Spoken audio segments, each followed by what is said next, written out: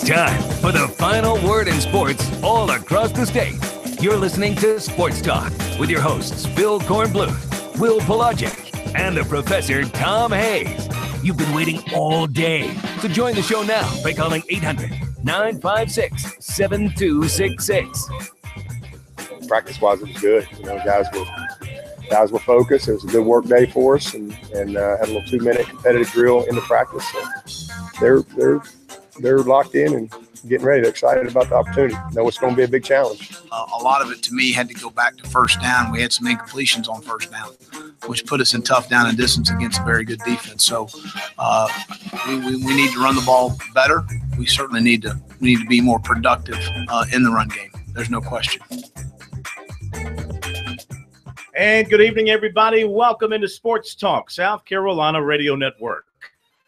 On what has been a beautiful, beautiful day here in the Midlands, the capital city, around the state of South Carolina for the most part. And it's hard to believe it's so beautiful here when we know what's looming. Yeah, it's beautiful now. It won't be for a couple days. That's after a setup. a while. I'm telling you. That's called a setup. Today felt like a great fall, even though it's not fall, a great day in the fall for football season, yet everybody's worried about Irma, and I guess, well, we should be. But we're not going to dampen your spirit and your enthusiasm. We know that's important, and we know it's nothing we can do about it, and we're heeding all the warnings. But for 2 hours, folks, we're going to have a good time here on Sports Talk. Phil Kornbluth, Will Pelagic, Professor Tom Hayes. Remember, it's Sports Talk, your final word in sports every night here in South Carolina. Your only sports talk show in South Carolina. Remember this, that covers the Gamecocks and the Tigers every day on the road and at home. Absolutely. I get Clemson this week. You had them last week. I had the Gamecocks. You get the Gamecocks this week at Mizzou. I do. I'm very much looking forward to it. I was on a couple of different radio stations in Missouri today. I was called a traitor by one of them. And I was called. Just remind them where your paycheck is coming from. That's what I had told them. Yeah. I said, listen, I've already lost my shirt proverbially once in this matchup, and I'm not going to do it again. So I learned my lesson. I didn't pick against Missouri, or I did pick against Missouri. I picked the Gamecocks, and I think I'm going to pick them in our weekly pick 'em this week, just because I just love South Carolina's defensive matchup against Missouri's offense a little bit more than Missouri's defense against South Carolina's offense. And I really don't think we've seen the full complement of what this South Carolina offense can do because of their ability to run the football. It was not showcased against NC State. I think it will be showcased against what I think is a particularly weak interior of Missouri's line. Yeah, I agree. I watched some of the video of their win over Missouri State, and, I mean, they struck quickly. First play of the game, boom, they were in the end zone, and it was off and running. But they looked a little soft in the middle on defense, with Missouri State finding some running room. And, heck, they had over 40 points against Missouri. Missouri has got to be very worried about its defense moving forward. What I'm looking for is South Carolina. Do you play the mental game? If you get that running game going, you got to frustrate a team that plays on rhythm. Missouri needs the ball to play well. They got to get the ball. They got to move it down the field. So if they get in the red zone, I think that's fool's gold for Missouri. I think South Carolina, with these spread teams, loves to get the field narrowed. And even though they may be only about 10 or 15 yards, it seems that a lot of spread teams like to strike from the 25 on in rather than getting inside the 10 and trying to score. And I think about last year, this matchup. Think about what Jake Bentley did last year against Missouri. 22 of 28, 254, 2 touchdowns. And we think that this defense that Missouri plays this year might be worse than the one they had last year. Yeah. And Rico Dowdle had his best game of his season last year. He rushed for 149 yards. And I had people asking me in Missouri, who should Missouri be more afraid of, Deebo Samuel and Rico Dowdle? The fact that they're even afraid of Rico Dowdle tells me more about South Carolina in the positive than I think it does about Missouri. USC was starting to hit its stride a little bit when it played Missouri last year. They had just come off a win over Tennessee, and people were starting to take notice of Jake Bentley and his talents. And again, he was running an offense really with one hand because they weren't giving him the full package last year. He wasn't able to change plays at the line of scrimmage and do things of that nature. And he had a big day, as you mentioned, 254 yards. Conversely, Drew Lock was pretty good as well, 302 yards, but he did have two picks. Yes. Yeah, so this could be the old shootout at the old corral, as we like to say in the Wild West. It should be a fun game to watch. And I'm like you. I'm taking the points. I'm taking South Carolina. Probably don't need the points and going to go that way. Clemson and Auburn, watching some of the Auburn video last night, their win over Georgia Southern. By the way, this will be the second week in a row that Auburn's defense will be going up against a native South Carolinian at quarterback. Of course, Kelly Bryant, the quarterback starting out for Clemson on Saturday, and the young freshman quarterback at Georgia Southern is the kid from Newberry. Whose name now escaping me. I just had it in my mind and it's escaping. But anyway, Auburn's defense. Now, Georgia Southern typically has a pretty tough offense, and I think Georgia Southern scored only on they scored on was it a scoop and score? I think is what they scored on. Yes. They did not score an offensive touchdown. So Kevin Steele has Auburn's defense playing very, very well. Wirtz is his last name. Shai Wirtz. Shai Wirtz, yeah. Thank you. Anyway, Kevin Steele's got that defense, at least in one game and coming off of last year, playing very well. They look very fast. They look very fast on defense. I was not, and I only watched first few minutes of the game. All you needed to watch. Was not overly impressed with the Auburn offense. Now, they ran well. They did run it well. They broke some big plays. Right. And Kerryon Johnson had a big game going until he pulled his hamstring on a long run. Right in the middle of the run, he pulled up lame. And, of course, they're getting their other top running back for this game. And I don't know. I think Clemson defensively is going to have something for Auburn's offense. Sure. I don't think Auburn is going to be able to run through this Clemson defense. Much like last year, it was a low-scoring game. It came down to the last possession, 19-13. I think Clemson's defense is going to be, of course, it is already at a very high level and will play at an even higher level. Conversely, Auburn's defense is going to be very tough pickings for Clemson's offense, but I think with the double threat of Bryant throwing and running, I think he's going to have some success. And I look for the Tigers to put maybe about 28, maybe 31 points on the board. And win this thing. I know coaches like to see everything, and they like to play their game. They like to call their game. But I got to feel with a mind like Gus Malzahn, when they started running the football, I'm not going to show Clemson what kind of passing attack that's the thing this week. We're going to do it our way. Conversely, when I saw Clemson, and I know they were playing the weak opponent, right? But when Kelly Bryant got on that edge field, I thought it was Cam Newton. He's bigger than I thought he was. Oh, yeah. He is a huge load. dude. If you get him out on the corner on one of those smallish defensive backs that Auburn has, they may think twice about what part of the body they want to hit him. Well, that's the part about Auburn that I'm worried about too, Pro, is the fact that I'm concerned about what Auburn looks like once they start turning Jarrett Stidham loose. And we know Gus Malzahn loves to run the football. He loves to be able to kind of pound it and run pro-style sets. This is Jarrett Stidham coming from an air raid offense, though. I'm wondering how much of that we see in week 2. We could see a dramatically different Auburn attack in week 2 than we saw in week 1. And I think a lot of it comes down to whether or not Stidham's turned loose or not. Well, there's no question you're going to see different things from both teams. I mean, both teams were holding things back because of who they would be playing and who they were playing that Saturday. Did not have to show their whole hand. Of course not. Last week. Whole hand will be on the table on Saturday night in Death Valley. And, I think I just think Clemson's defense will be up to the test here. Again, Stidham is a guy with a good arm, and he runs fairly well, not great.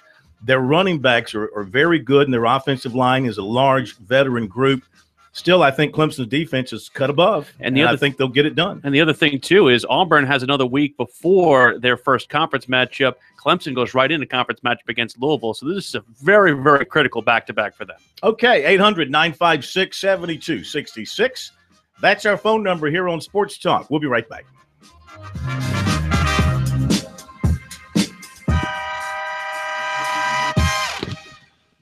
as Lou Holtz once said, We normally will No not quarter- take the call in the opening segment, so just leave them on hold. no quarterback. Correct. I'm correct in Well, it assessing that. depends on what we're talking about. And how Yeah, guy called like right off the top. yeah. If we're flowing, It's Kurt from Atlanta. All he said was that he wants to ask you all some questions. Okay. Bring him on the headset and tell him to hold through the break. We'll get right to him at the top. Yeah, Urban. It wasn't that his former assistant. Urban took a shot at Herman. Yeah. And Talk- we shot at Muschamp. He did. Talking about they complaining about somebody else's players. We'll talk about that if we get a chance. I want to bring that up. And the Yankees won today. That added some sunshine. And the Judge went deep, 39.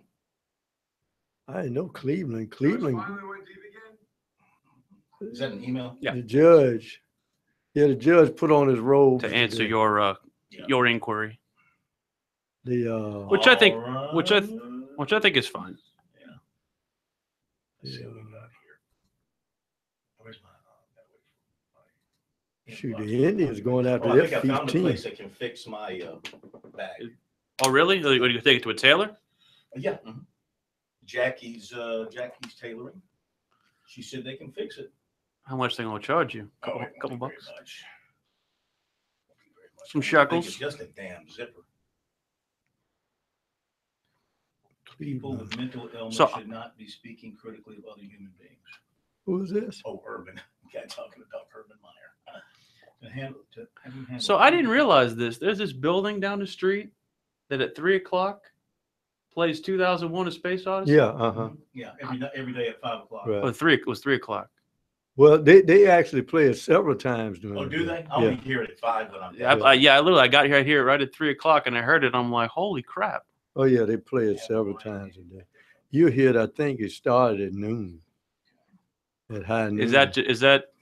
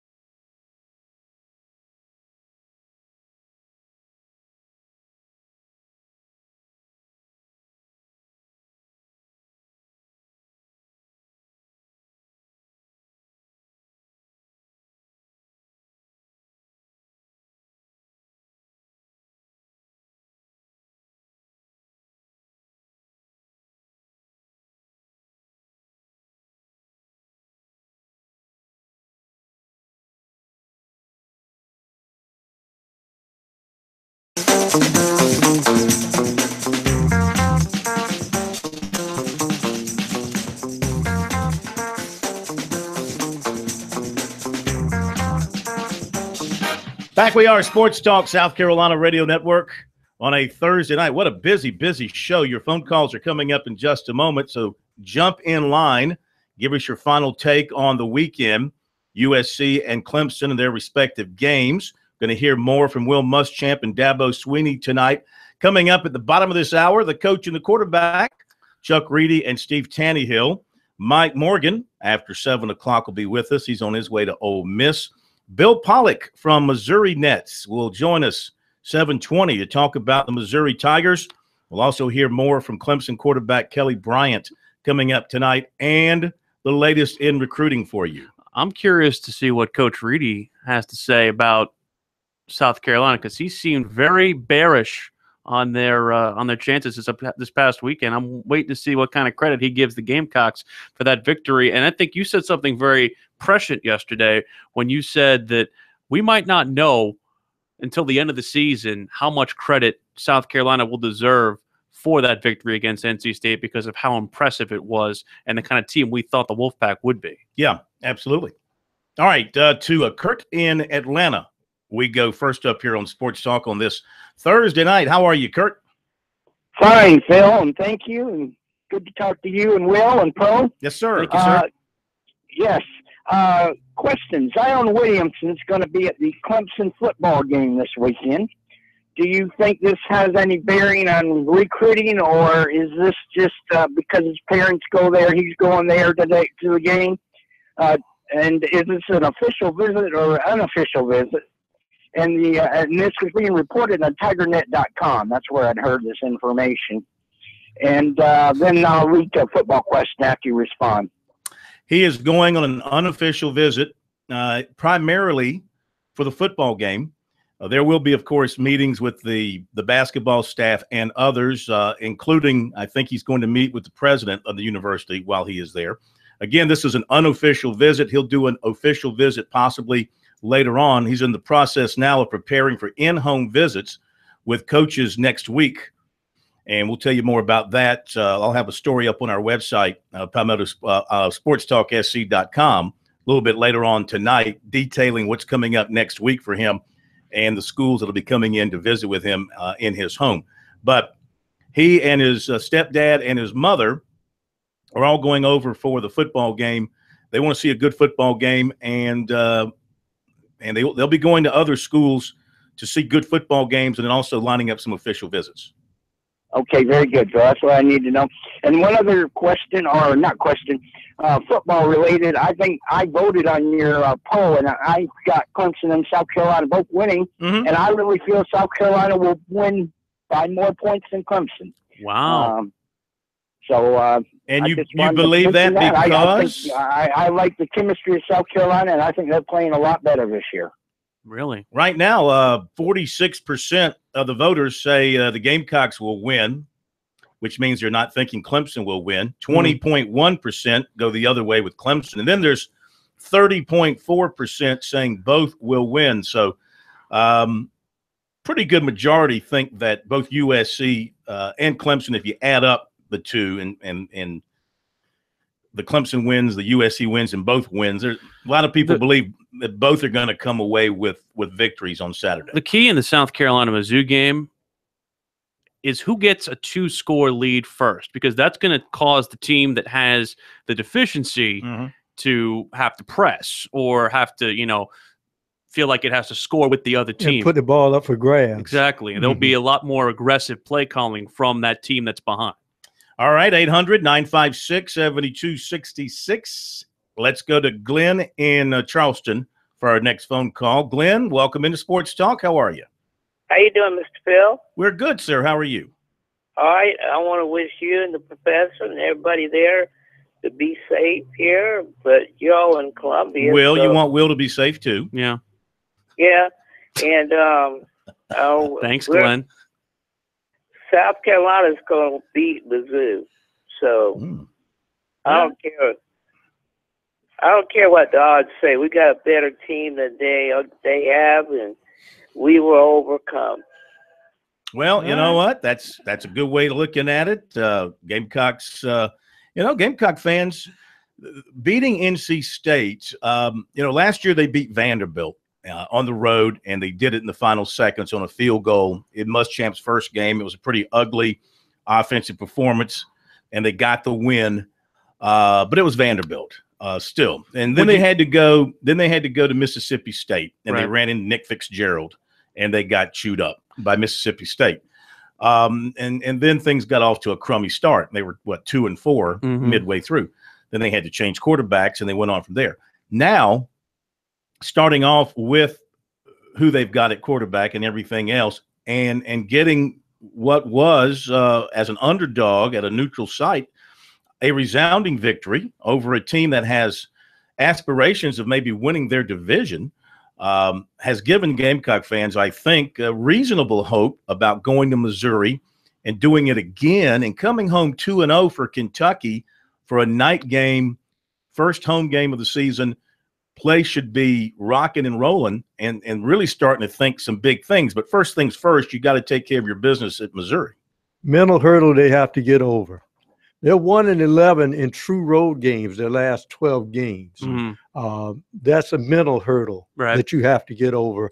And they have to play a clean ball game. You just cannot make mistakes on the road in somebody else's ballpark. And the problem, too, Pro, or this could be a blessing and a curse in both ways, depending on how you look at it, but they beat NC State without, in my mind, playing their best game, or at least their most complete game. I think we could all agree that the second half, the offense left a lot to be desired because of a lot of their own mistakes, but a lot of the special teams mistakes put them behind the 8 ball. The defense was the one that basically carried on and carried up the rest of the team throughout the end of that ball game. So the fact that they were able to beat the team that they did without playing a complete ball game, I think is an encouraging thing. But on the other side of that, you can't play that kind of ball game and beat Missouri.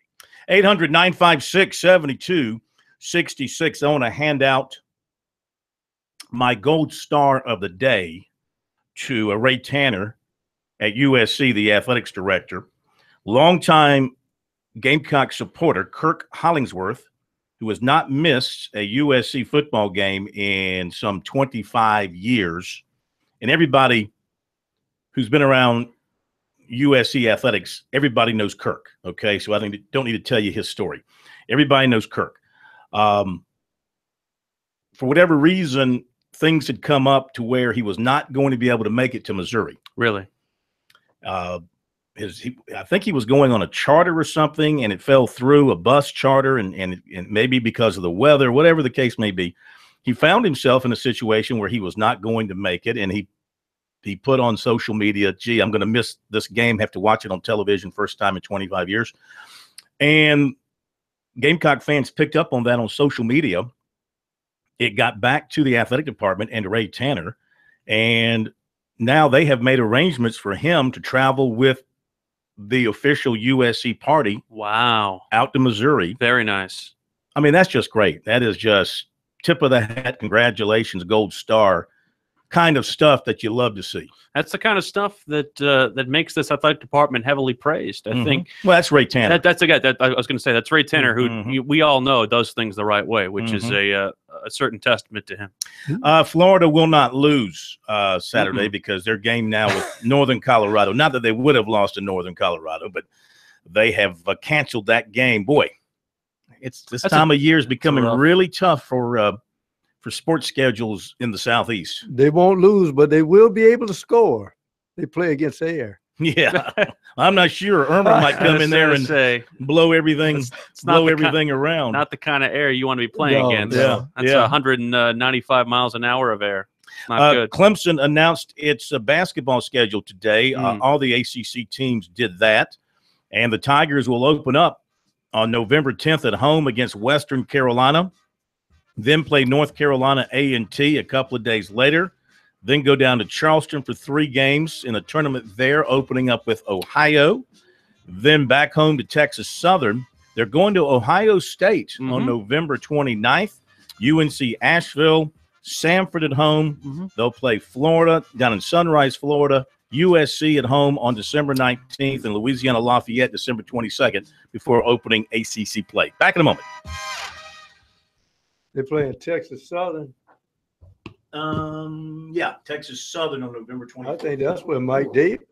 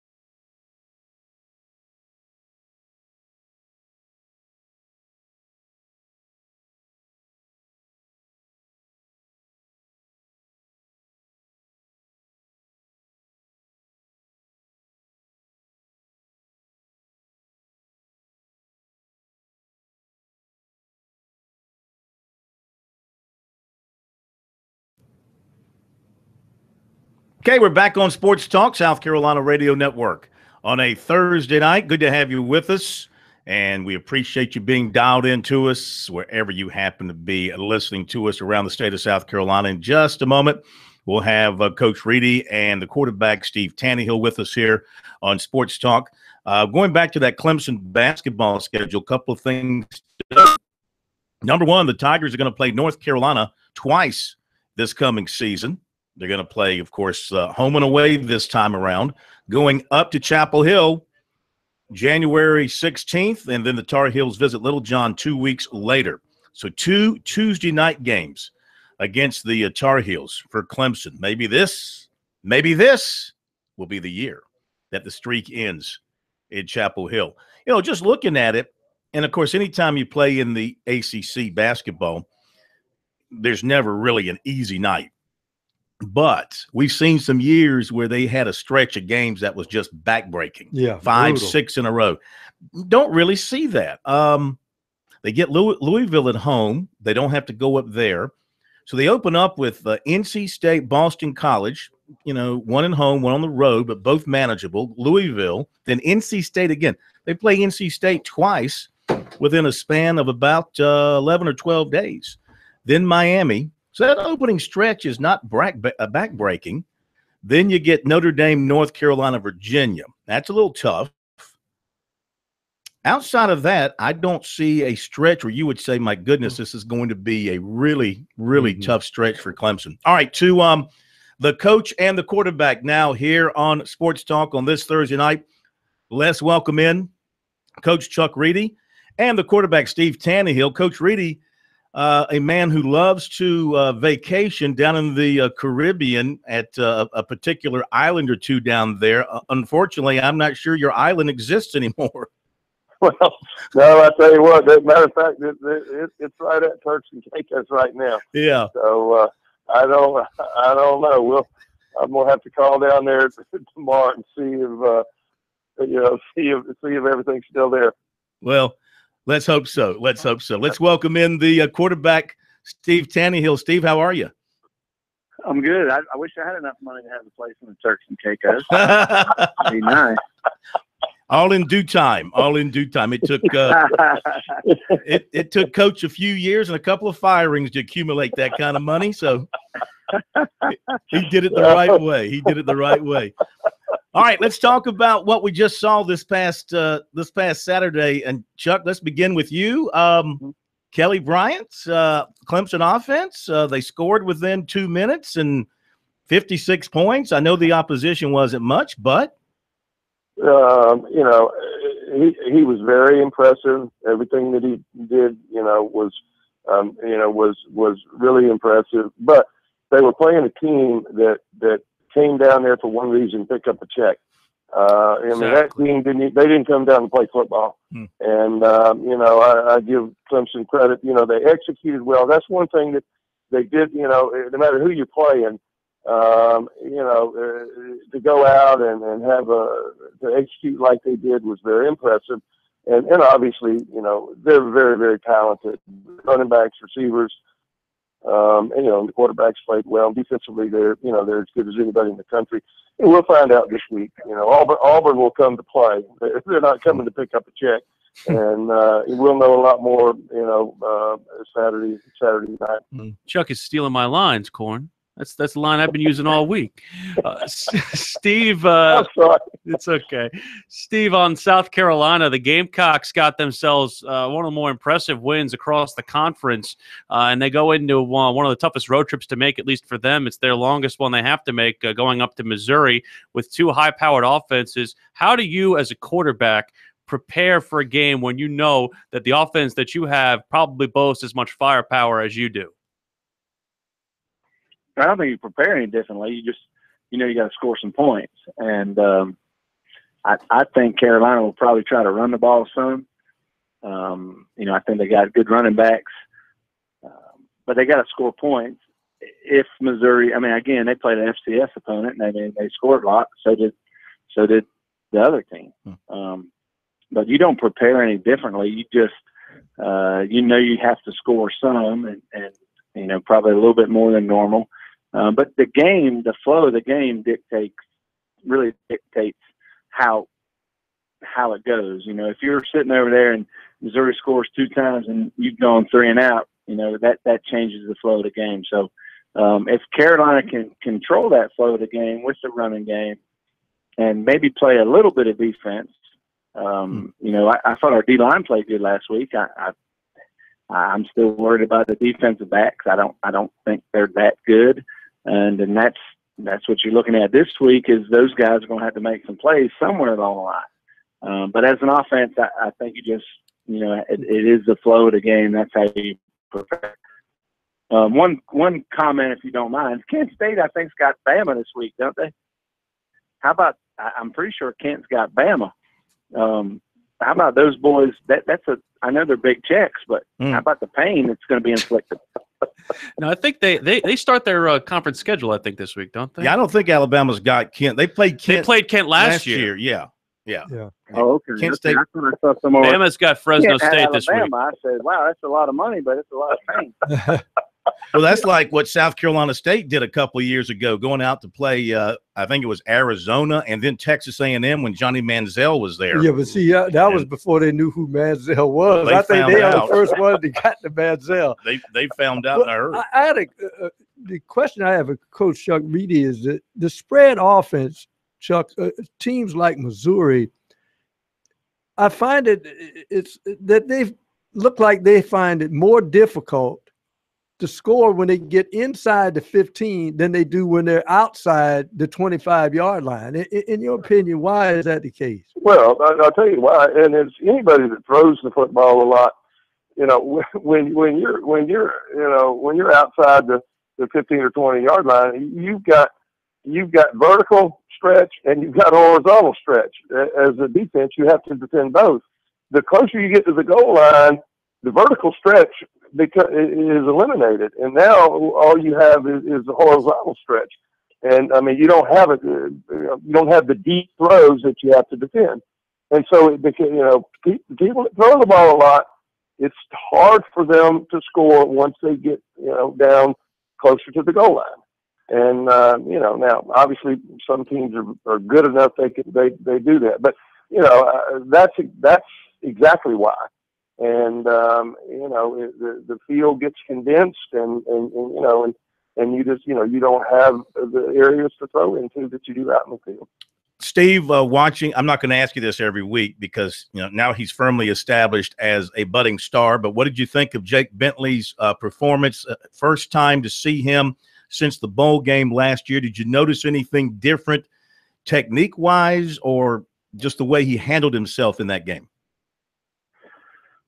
I think he's just building on what, you know, the success he had last year. I thought he played well. I think he made, you know, one bad decision on that, you know, the kind of lob ball, trying to take a shot. But I was impressed. The scramble play was a big play. You know, he's a pocket quarterback, but he does have some ability to run. I really like that throw that, you know, everyone talks about Debo's one-handed catch. Mm-hmm. But if you watch Jake throw it and you slow it down, and he's up basically on 1 foot, about maybe 62 yards, I mean, that's a very, very impressive throw. And Jake's not the biggest guy. I mean, you know, he's 6'2", maybe 220.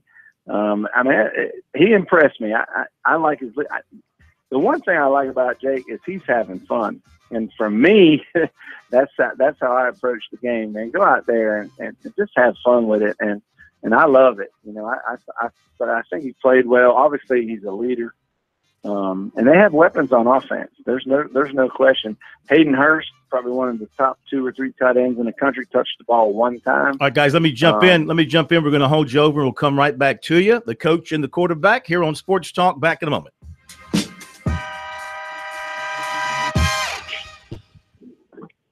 Bring them down.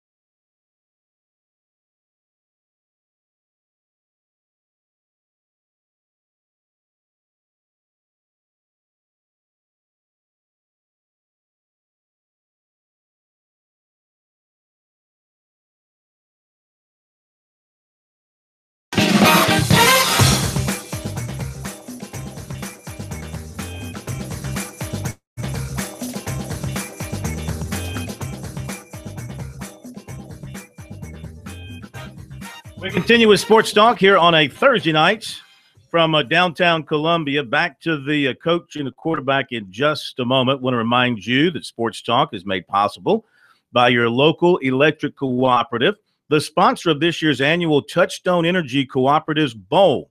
Find out more about what the co-ops are doing across the state. Visit ecsc.org and save that date, December 9th, for the 2017 Touchstone Energy Cooperatives Bowl. Also a reminder, should you ever lose us over the airwaves, you can stay with us throughout the entirety of the show on our website, sportstalksc.com. Just click on the link to our video feed. You can hear us and you can watch us. And, of course, we advise you to use the TuneIn app to pick up our stations, our Columbia affiliate, The Point Radio, always there with us on Sports Talk. You can always get us that way should you lose us over the airwaves. Now back to the coach and the quarterback. And Chuck, looking ahead to this matchup with Auburn, I know Kevin Steele, someone you know very well from your years in the college football ranks. I'm sure this game, he'll never admit it publicly, but you know it's a little bit personal for him. Did a nice job last year, and they had a chance to beat Clemson there. What does he have to do with his defense this year against this Clemson offense?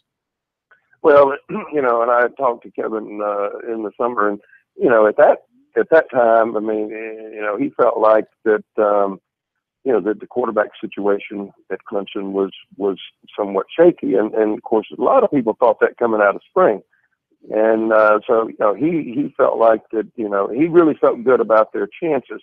But, I think, they've got to put pressure on Bryant. He didn't get any pressure the other night. I mean, the other day, they've got to put pressure on him and give him a lot of different looks and try to confuse him. He hadn't played in a game like this. And so if they can confuse him with mixing up their coverages and get some pass rush on him and make him have to, make some throws with people in his face. I think those will be keys, for them winning the football game.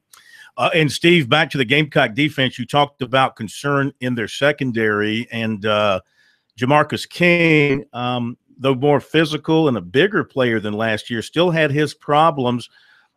Do you stay with him? Is it a situation where they have no one else to turn to? What do you do about that situation?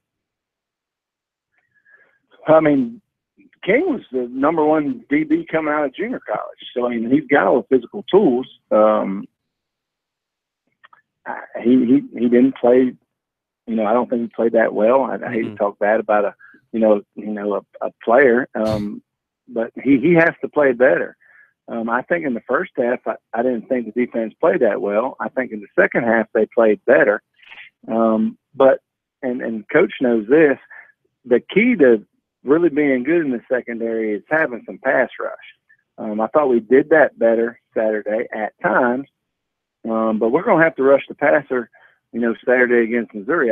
And they're a quick strike, and that's how they play, and it's up tempo.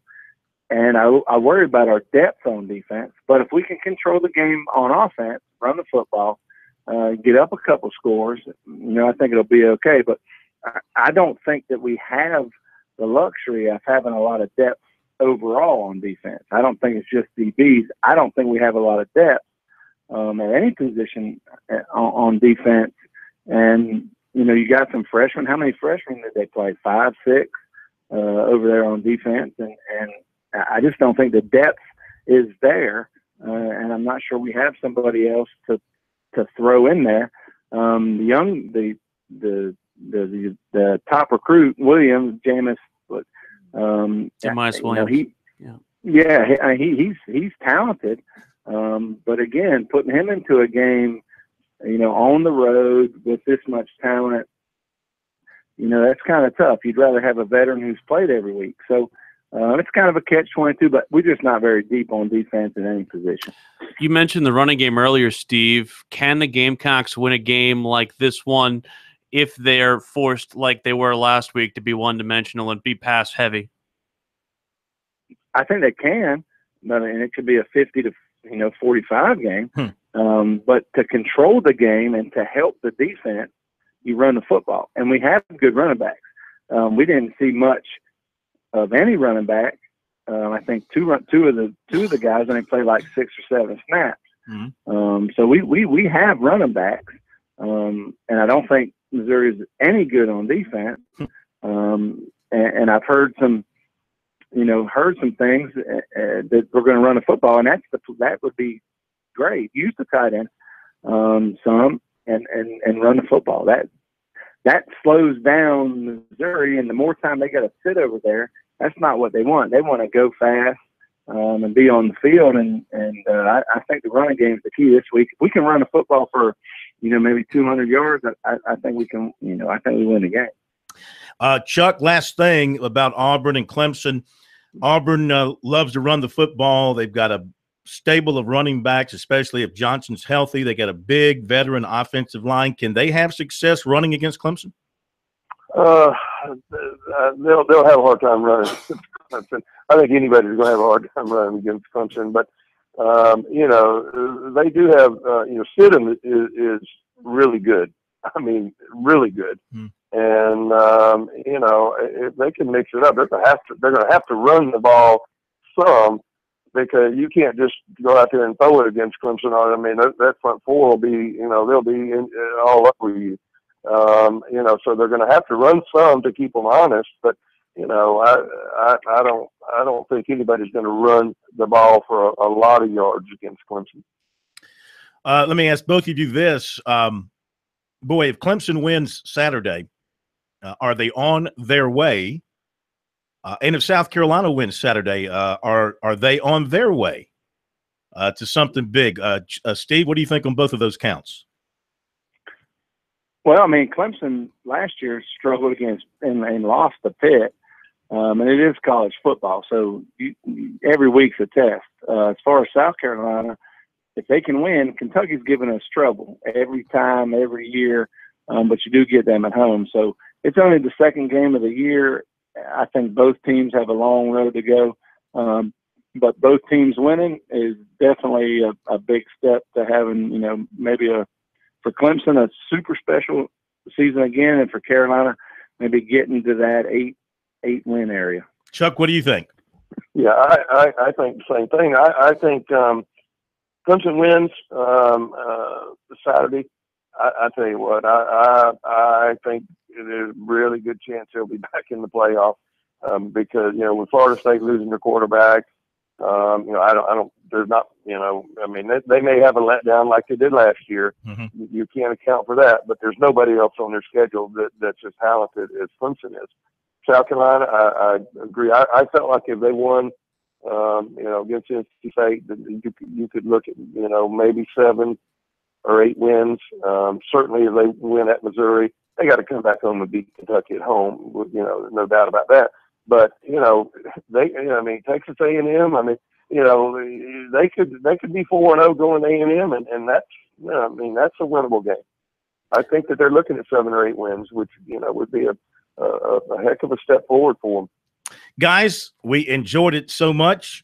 Steve, group therapy open for everybody coming up from the coast, right? You got room for everybody? I think we got room for everybody. Yeah, come with us. You'll make room if necessary, huh? We got to go by fire marshal code, but we'll do the best we can. Okay. Thank you very much, Chuck. Thank you, man. Batten down the hatch, and we'll see you soon. Thank you. All right, that's it. The coach and the quarterback. Steve can put some chairs up on that roof at group therapy and put a few more people not in the house, but at least on the house. Well, knowing how 5 Points tends to flood, you might need something up on the roof. Have I said anything this week that would make you sound like a Missouri Tiger homer? To make you sound like it? Yeah. I think I've been rather praiseworthy of the Gamecocks. Has somebody accused you of being a homer? We have somebody on the Twitter who said that I smell a Missouri Tiger homer. No. How could I be a homer if I picked the Gamecocks? Did you go to Missouri? I did. Well, that's it. That's all it takes. I'm picking the Gamecocks. Then I still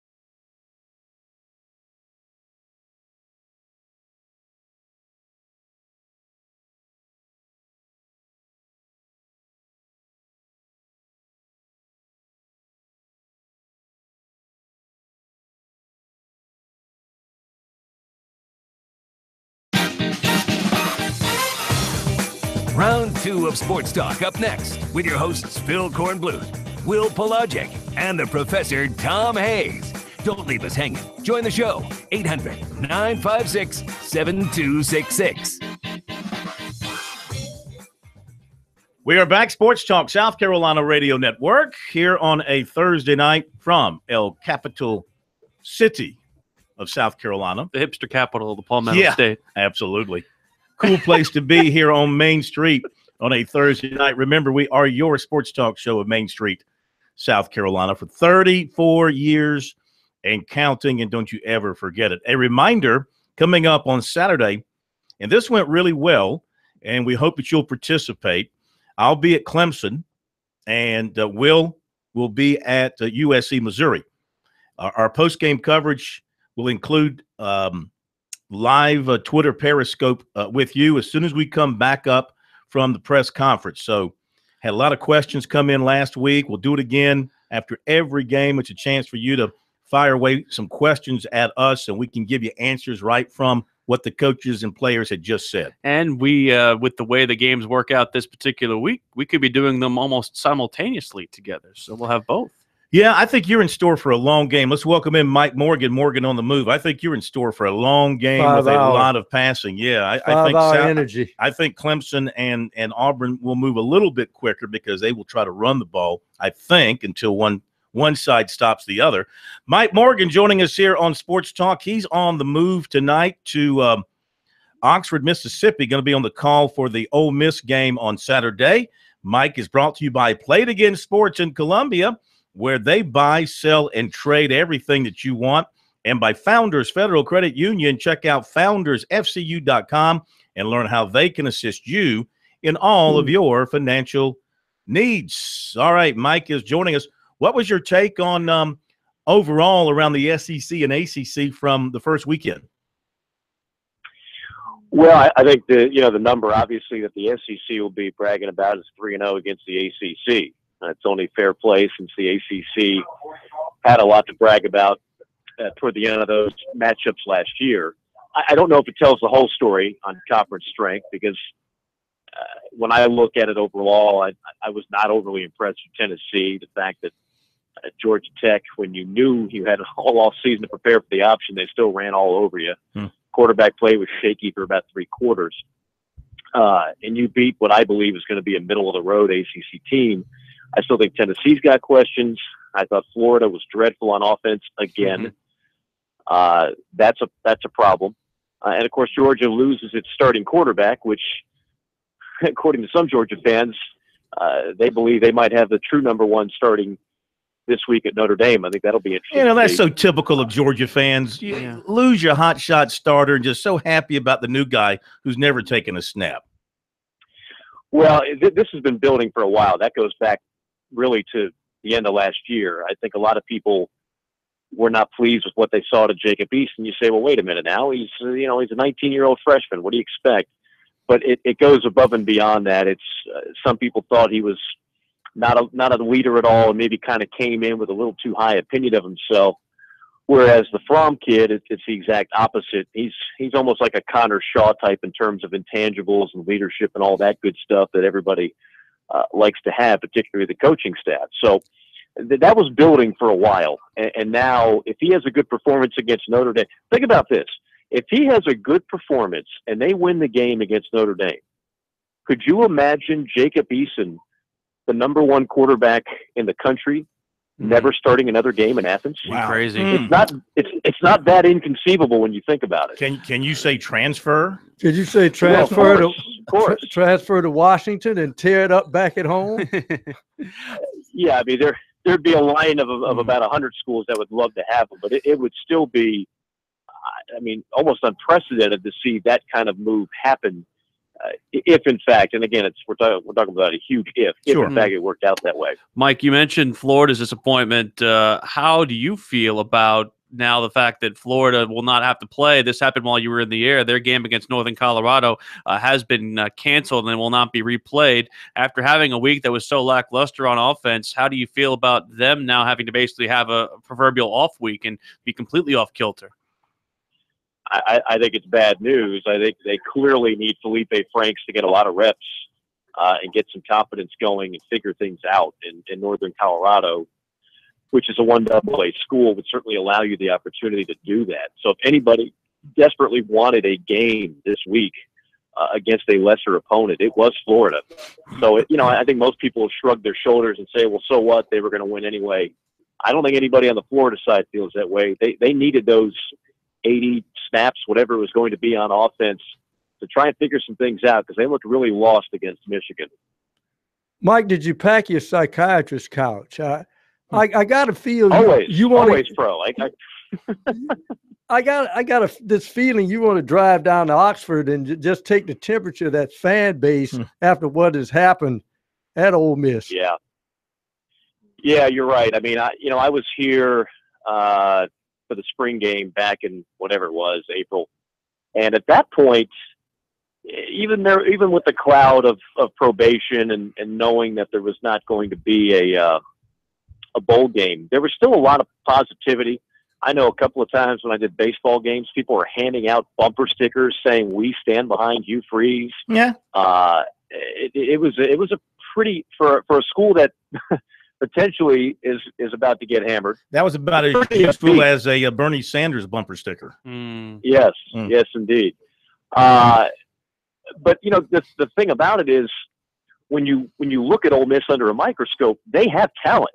I mean, this is a team that I don't think a lot of schools really want to play this year in the league because in a lot of ways you stand to win nothing by beating Ole Miss, but you can lose a lot by losing to them. And it's a team where if you don't show up, Shea Patterson is as dynamic as any quarterback in the country.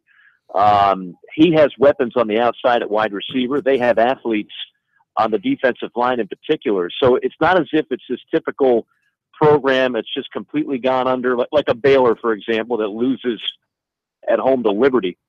I don't see that happening with Ole Miss, particularly under head coach Matt Luke, who's a guy that I know a lot of people are pulling to get that job. He played there. His father played there. He was an assistant there. He's a David Cutcliffe guy all the way, and they believe he's the right guy to move forward. All right, couple things real quick. If you can tie this up in a knot for us in about 90 seconds. Thoughts on the ACC Atlantic with what happened in Florida State? Also, your take on the two games this weekend. Who do you see emerging? Clemson, Auburn, USC, Mizzou.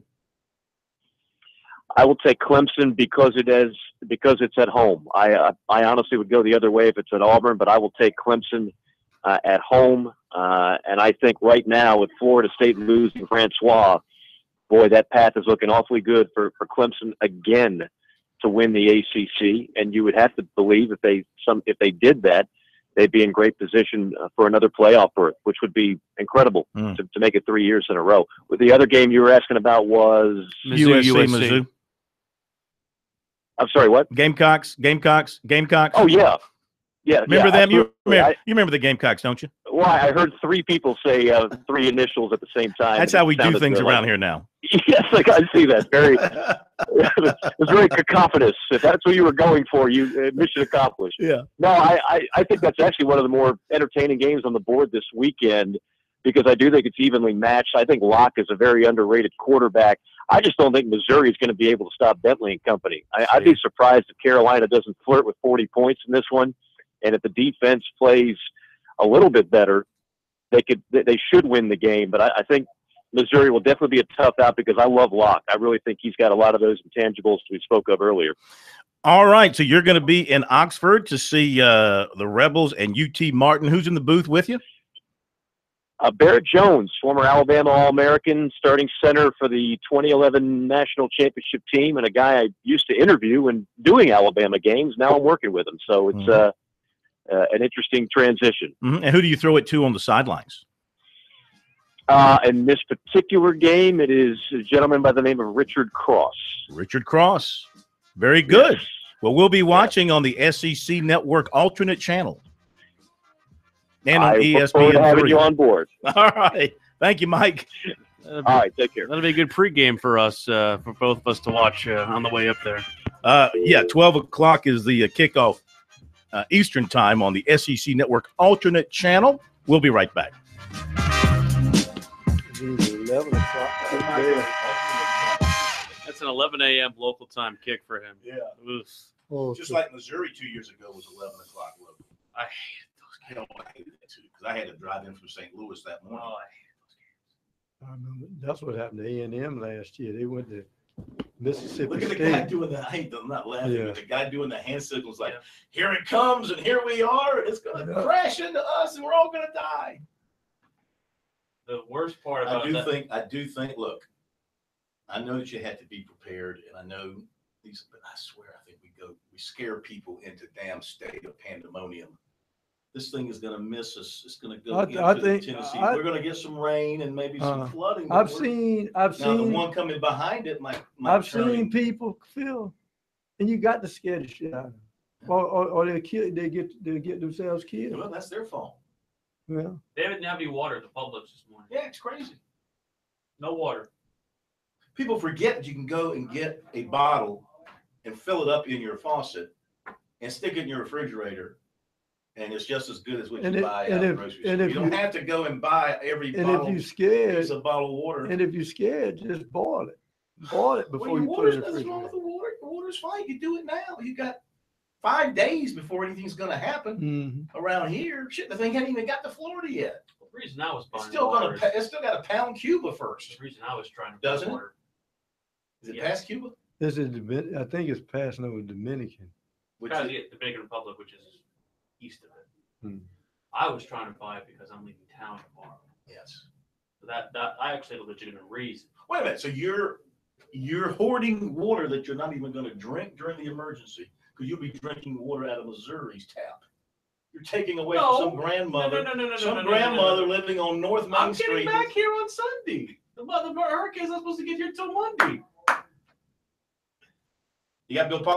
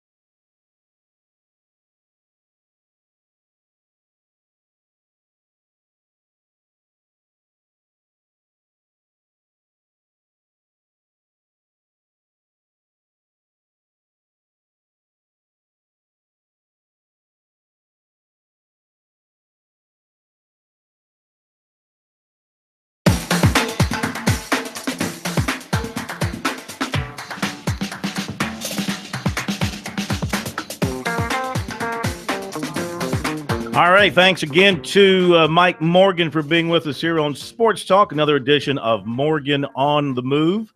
A reminder, coming up tomorrow, there will be high school football in the state of South Carolina. So, of course, mostly along the coast in the Charleston area, things are being postponed, including the Summerville Dutch Fork game has already been called off for tomorrow night. Not sure if that will be rescheduled. More on high school football, of course, here on Sports Talk throughout the season, presented by Farm Bureau Insurance. With new auto insurance rates from Farm Bureau, you could be saving a whole lot of money. Even if you've received a quote before, rates are now more competitive than ever. Get a no-obligation quote today at favrates.com.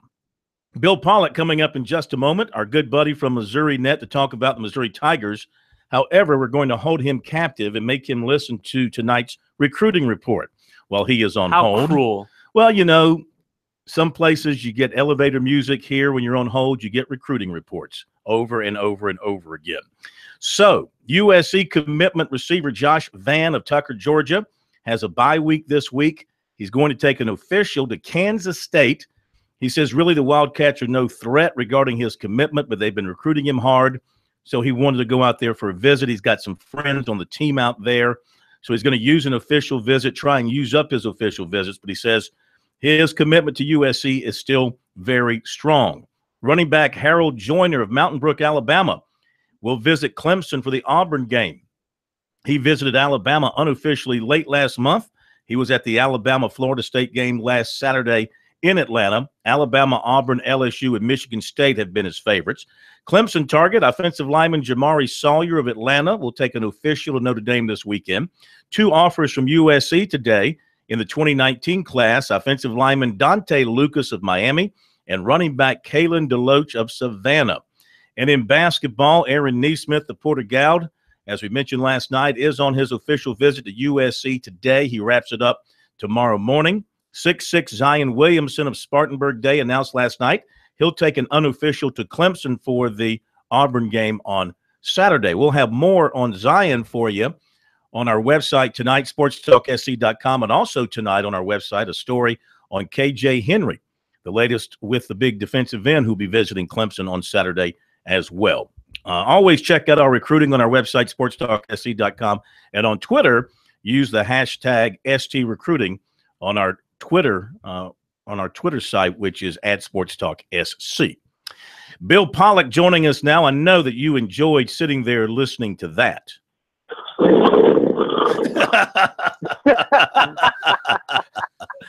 Yeah, that was very good. I'm glad you get a quick nap in before we put you on the air. If you could have seen me practicing that while that was a good snore. Sure it was flawless. Yeah, it was flawless. Very good snore. Yeah. That sounded like one of Will's snores when I'm doing recruiting. He sort of tends to drift off from time to time. I'm joking. I'm not here to lie. Have you guys got a parade ready for the return of Willie P? Oh my gosh, we're rolling out the red carpet at the corporate headquarters. We're going to invite him to Jefferson City first, and oh yeah, it'll be, well, he'll make it a parade himself. Yeah.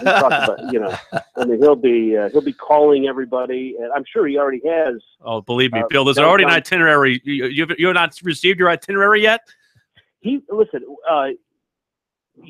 got Tebow and Feinbaum. They're going to be here tomorrow. Will was all ticked off that the university didn't send a thing that he was going to be there at the game. No press release or anything. He's already being accused of being a Missouri fan here on the air now. So even though he's picking the Gamecocks, his stripes are coming through. All right, so tell us about what you saw from Mizzou last week. We know the number on the offensive side was impressive, and the number on the defensive side was depressing.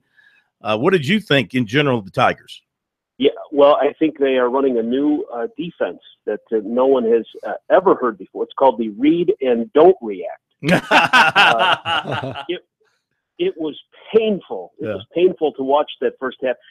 I mean, here's the thing. As you watch it unfolding, and Missouri State, just to kind of give Carolina fans an idea of what we're talking about here, this is a team that's out of the Missouri Valley Conference. 10 teams are in that conference. They were picked to finish 9th out of 10. Yeah, they have a big rebuilding job ahead of them. 5 of the teams in their conference are nationally ranked. So it's just a rebuilding process for this team. And under Dave Steckel, the former defensive coordinator at Mizzou. So this was not a team that was going to, shock anybody or surprise anybody.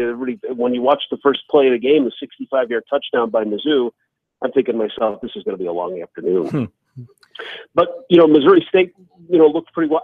To me, as I kind of sit back and think about this game, that is not as bad of a defense as Missouri is. I don't know if they were overlooking, trying to do too much. They just had a shocked look on their face. I don't think they expected Missouri State to come out and execute as well as they did.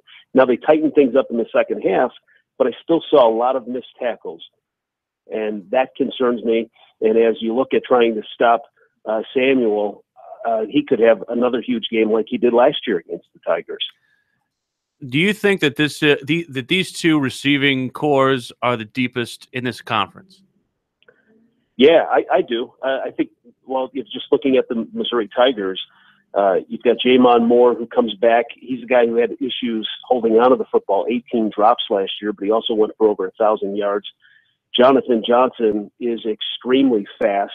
And then they have a host of others, and Demetrius Mason, who had a good game against Carolina. So they're talented, and they give a lot of options for Drew Lock to throw the football. I also like Carolina, and Barry Odom was very complimentary of the receiving core. And of course, he said Samuel might be one of the best in the country.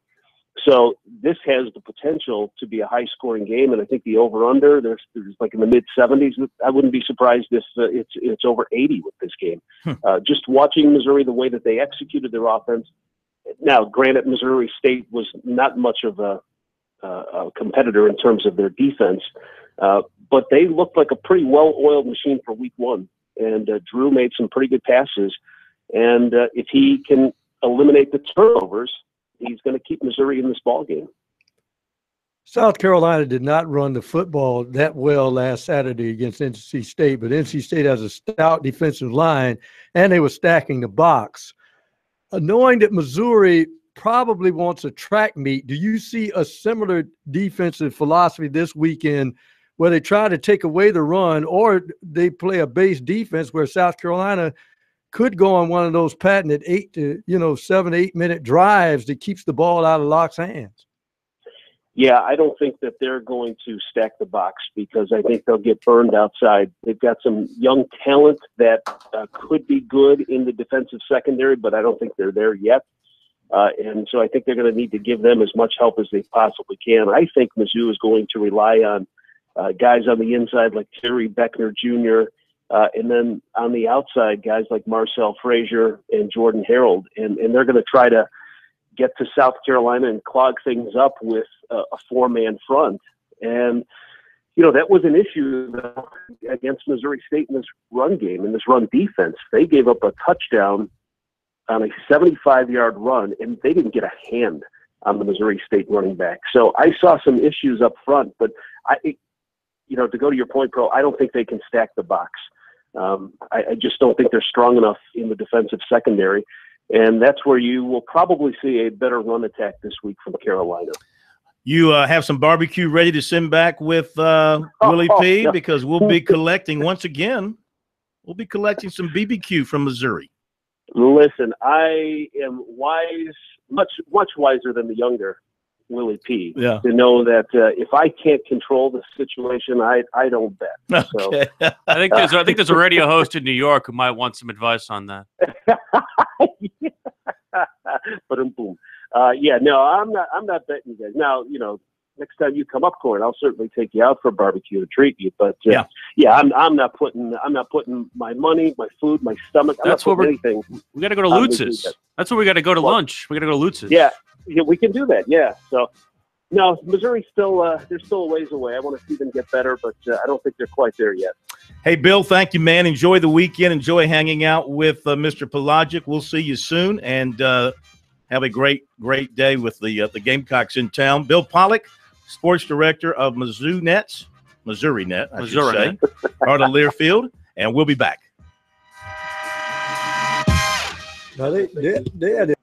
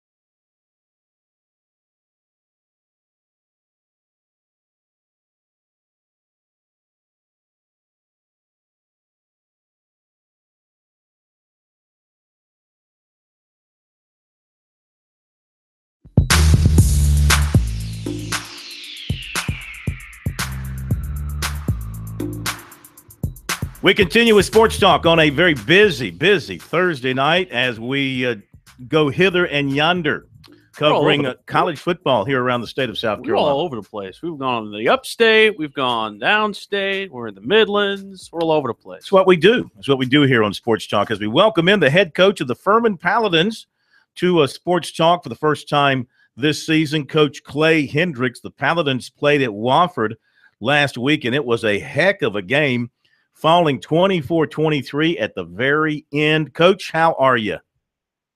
I'm doing well, Phil. How are you? We're doing great, and thank you for joining us. And, man, that was a great ball game you guys had with the Terriers, as we kind of figured it was going to be. But a tough loss for you, very late in the game. What's it been like this week for you guys trying to get past that and get ready for Elon? It's been a good week. We've had a good week of practice. Our kids responded, like you'd like them to. Obviously, it was disappointing not to win a football game, but I think we played 17 freshmen. We have, I think, 9 seniors now on our team, and I don't know, but they held it like I would like them to. Came back, had a good week of practice, and we're excited to play again. How'd the coaching staff handle it? I think the coaching staff handled it fine. First time for me as head coach. This is year 32, and there were a lot of firsts, really up until Saturday. And first time as a staff, all together. And I think our staff will continue to improve, just like I hope our team does. But I don't know. This has been a really fun month to be around, even as coaching staff go. And I think we're kind of all on the same page. And we had all kinds of chances, both offensively and defensively to make play in the game. Just couldn't quite do it. Mm-hmm. This being your first year here, and you're going up against a guy who's at his first year at Elon this week, taking on the Phoenix. What kind of challenges does that pose, not only for you, but for the opposition, and the fact that you're still trying to not only figure yourselves out, but you also have to figure out an opposition that you probably don't know that much about? That's true. A lot of similarities. He put a staff together, and I don't know Coach, but he obviously done a great job everywhere he's ever been. And they hired a guy from Villanova defensively who's on a 3-3 team, which is a little bit of an unusual look, and that kind of held true. And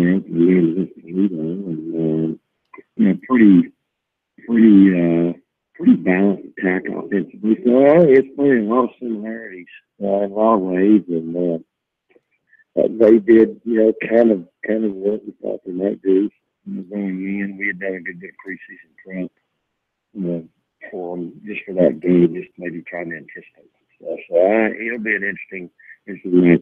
I think the key for us is just we need to worry about ourselves and see how much we can improve and what we want to do too. Talking with Clay Hendricks, the head football coach at Furman. The offense that you showed last week, balance. You got about 160 rushing yards, and Blazejowski did a nice job throwing the football for you just in terms of the numbers, over 250 yards for him. Were you happy with the balance between the run game and the pass game? Did you see balance between the two?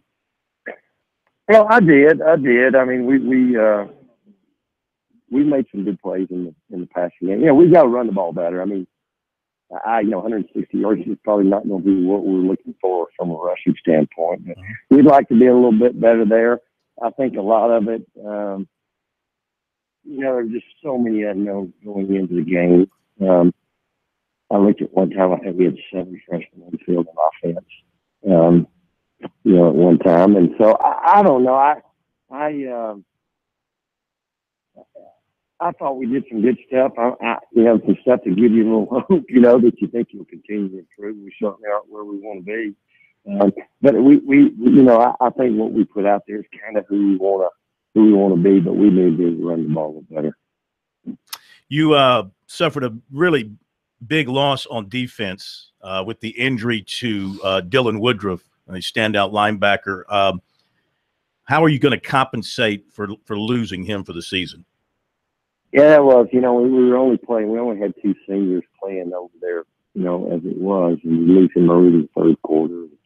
Year-ending injury, and the second, season-ending injuries he's had in his career, both first games of the year. So, we had a guy in Burt stepped in. We moved over there, played the majority of that game. We'll probably that 17 number of freshmen probably will go to about 20 this week.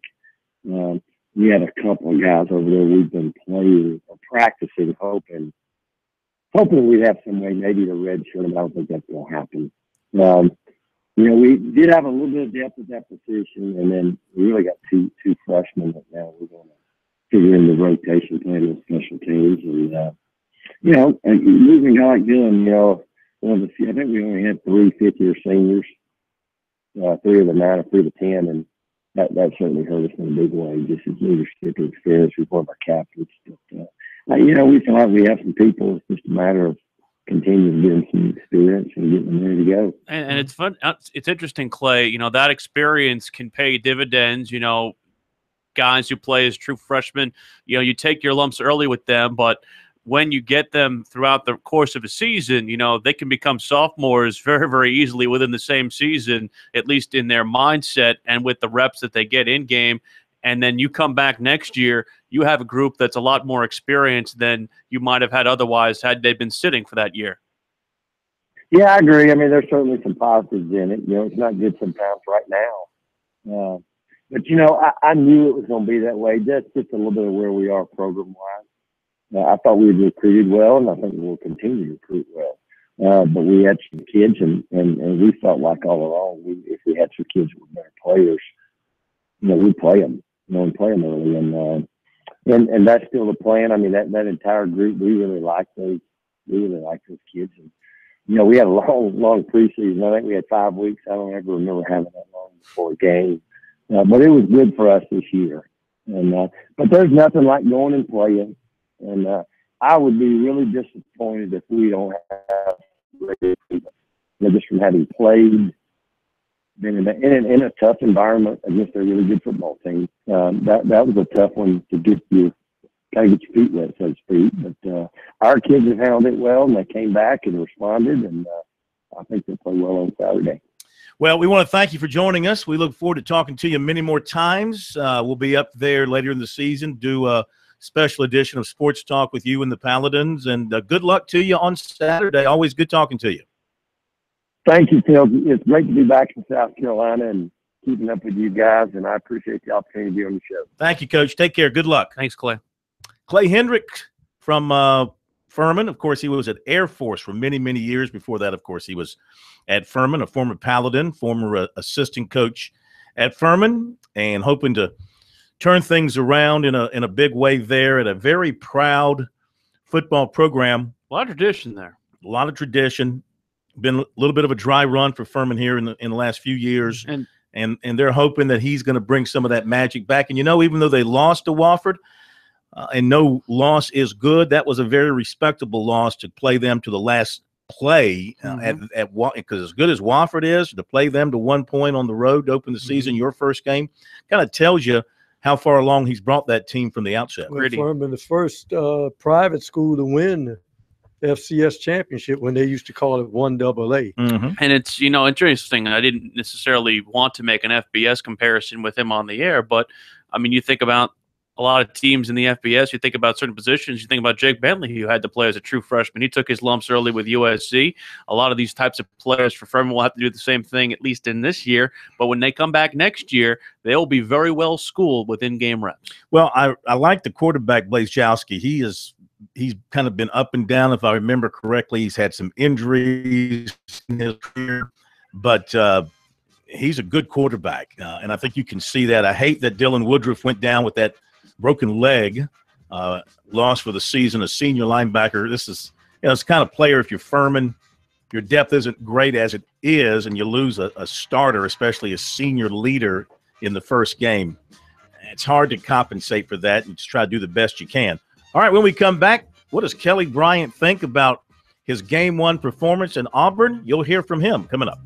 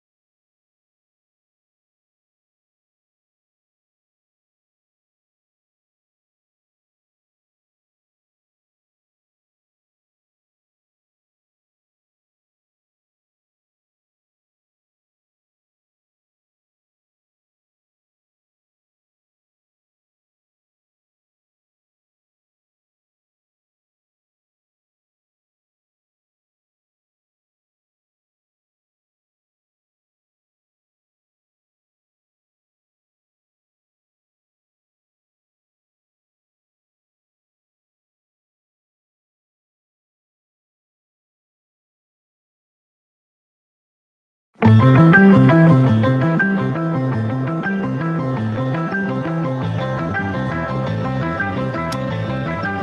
along here on a Thursday night on Sports Talk. Thank you for being with us here. It's been a very busy show coming up in a moment. Busy tomorrow, too. Busy Very tonight, busy tomorrow, busy every day here on Sports Talk. It's what we do. Coming up in a moment, Kelly Bryant hopes to be busy in a good way on Saturday nights for Clemson. We'll hear from him in a moment. Want to bring you another high school report tonight by Farm Bureau Insurance. New auto insurance rates from Farm Bureau. You could be saving a bunch of moolah. Before, rates are now more competitive than ever. Get a no-obligation quote today at favrates.com. Players of the Week, as selected by the High School Sports Report, our compadres, Billy Baker and David Shelton. The 5A Player of the Week to Carry-On Joyner. Fort Dorchester had that big game in the win over Dutch Fork. Easy. 4A Player of the Week, Tyon Evans of Hartsville had 243 total yards, 5 touchdowns, and a win over Camden. 3A Player of the Week, Keith Becknell of Powdersville.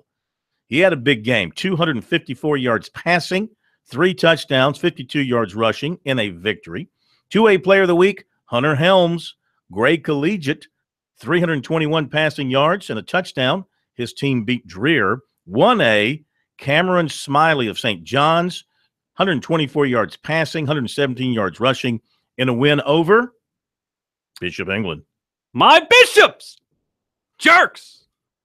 Can't do it. We got to find me a new team. Skeeza, Player of the Week from Hammond, quarterback Corbett Glick, 280 yards passing and 3 touchdowns. Yeah, I feel bad. The line of the week earlier this week was David Shelton saying, "Yeah, we got a message from Bishop England. We didn't want you to stop following them. They want you to resign as a fan.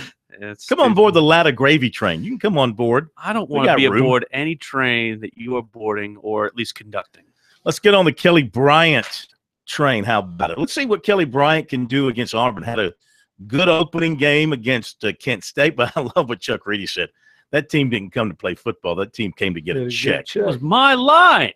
It's my line. But it sounds better coming from him. Stop it. Here's Kelly Bryant on the Game 1 performance and looking ahead to Auburn. Of course, it felt good, first game, to see it all, all the work that we put in, in the summer and in fall camp, come out on Saturday, do what we did, it was good to see, show everyone what we got, like I said, been saying, we know we got in that room, it's good to see it, on witness and showcase on Saturday. There's still going to be some people who are like, well, now let's see what he can do against Auburn, who's ranked number 12 in the country. Of course, people are always going to have something to say, try to find something to, talk about. So, we're just going to take one day at a time, Of course, it's going to be a big game coming up Saturday. We're just going to keep moving forward. Speaking of Auburn, what have you seen from them on film, and how are they different from last season, if at all? All those guys very physical up front, secondary. The linebackers, they very physical players. They run around, make plays. It's going to be a challenge for us. So we're going to have to come ready to play because, they're going to come in, of course, what happened last year, they're going to come in ready to play. So a game. Kelly, you watched the guy on the sidelines the last couple of years, win a lot of big games in Deshaun. What did you learn from him about how to handle games like this? He was very poised, bad play. He just brushed it off. Next play mentality for him. Whether it was good play or bad play. He never got too high, never got too low. He played within the game because throughout the course of a game is always a long game. It's not just one play or a quarter or half. It's 4 quarters. So he put together 4 quarters throughout the whole season. So that's something that I got to see. These past 2 years. It's something that I've instilled in my game, just not get too high, not get too low, don't ride the emotions of the game because, of course, a big game is going to be very emotional. So you just stay poised, when you're out there. From a self-evaluation standpoint, do you think this week will give you a better gauge now that you're not playing them to you're expected to blow out by 40 points? We have that standard. So, we played to that standard last week, and that's something that we always going to try to play to. The best is to stand around here. So, no matter who we playing, it's Kent State, Auburn, Florida State, we're gonna still keep playing that standard. A lot of different looks from Auburn's defense. I mean, mixing it up, what kind of pressure they bring, and where on the field they bring it from. Yes, they're gonna bring some pressure. We know that. So it's just gonna go into us honing in on what they like to do, just try and get a flavor. What they like to do on certain down situations. So it's gonna have to go back to film study. Watch more film going into the week. Kelly Bryant looking forward to that big test against Auburn. Does he pass? I think so. You think he passes? I think he passes. Not passing the football. Does he pass the test? I think he passes and runs, and by extension, passes the test of beating Auburn. You think he passes? He passes the test because he got some helpers sitting around him, and that's playmakers. I think use them. I think he passes the test because he has legs. Also, Well, he'll need it because Auburn has really good speed on defense. Those defensive ends get at you in a hurry. But again, their linebackers run extremely well, and you know what? They've got a really good. They've got a big a cornerback who's going to match up well with Deion Kane size wise. That'll be a key matchup to see who wins that particular battle. You hope that Kent State didn't provide a false sense of security for him because he was able to run, like you said. You saw him run. You had no idea how fast he was. You'd be fast against Kent State. It goes up a notch when you take on the Auburn Tigers. I mentioned some high school football. Of course, some games are being played tonight around the state. I'll give you a few scores that are being tweeted out there. Marlboro County is up on Darlington, 20-0. Sumter with a 3-0 lead on Spring Valley. I'm sorry, back that up. Spring Valley leads Sumter 3-0. You never were good at math. Hoggard out of North Carolina leads Carolina Forest 7-0. And now it's Marlboro County up 27-0 on Darlington. That's what I see so far from games being played. We've got an NFL opener tonight. Yay, the NFL's back. Woohoo! It's New England and Kansas City. The Cheaters, New England. Anything up in New England outside of Boston Garden cheats. We all know that. Cheats. And then, the Red Sox. The Red Sox have no character. They have no guts. They dare create a story trying to say the Yankees were doing the same thing, which is a bunch of hogwash, and try to sell that to the Post. You know what? Just a bunch You of. still got to hit the curveball. Can't wait till we get a chance to beat them again. When John Farrell was asked about cheating, he said it was not on my watch. I know. Not on his Apple Watch. Nice try. Sumter now on top of Spring Valley, 14-3. I think I'm going to go by and watch that game on my way home. Stockton left. He's still left. He has a very low sense of humor. Any teams with those old scoreboards, the Cubs also used to steal signs back there in those old scoreboards where you have to put the numbers up physically. 1951 one-game playoff Dodgers-Giants. People say that Bobby Thompson knew the pitch that was coming from Ralph Branca when he hit it. Why don't you ask him? I actually have. I had an interview with Ralph Branca, and he said he thought that Bobby Thompson stole the sign. He was bitter to the very end on that. Did you ask Bobby Thompson? What would he say? Bobby says he didn't steal a sign. There you go. Who are you going to believe? How many signs have you stolen from Bob Gibson? They still couldn't hit the ball. Well, it's because the mound was lower when Bobby Gibson was pitching. All right, so you are heading west. What time do you leave? Dark 30. Ugh. 7:43, I think my flight in. Very good. Have a safe trip. Enjoy yourself out there. Tell all our friends at Learfield we said hello. Do you want me to bring you back anything?